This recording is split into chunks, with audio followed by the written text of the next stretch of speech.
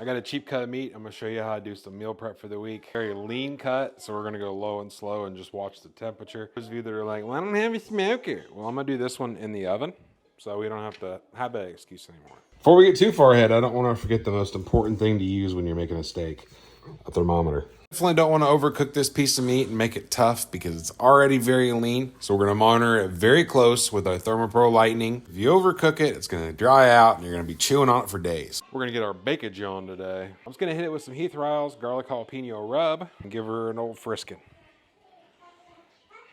Can hit this heavy, light. Just want it to have plenty of flavor. You see, like people that do working out and stuff like that, they always tell you to grab the leanest piece of meat possible.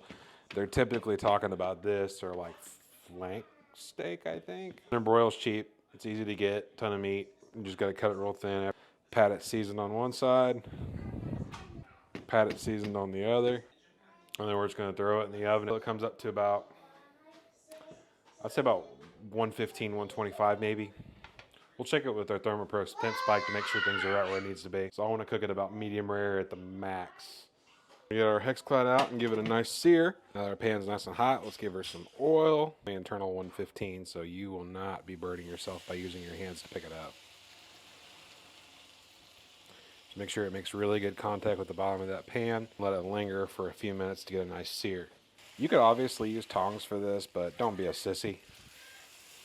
This is not going to affect the internal temperature way too much. You're honestly just giving it a little bit of color on both sides.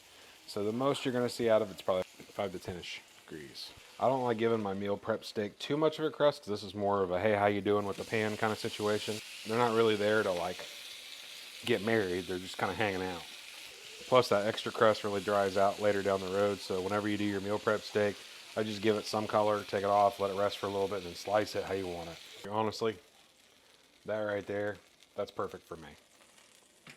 Now that we rested about 5 minutes or so, we're gonna come in here and give her some slice on the old cutting board. Kids are very active today. We want to slice this very thin, but I'm gonna give you guys a good quick cross section. That's what she looks like.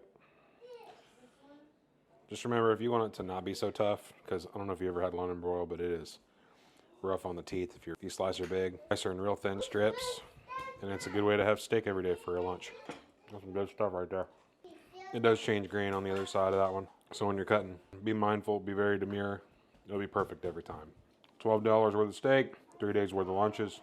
Do with that information what you want. What you really need on it is salt and pepper, but remember, don't overcook it. If you overcook it, you'll be chewing forever.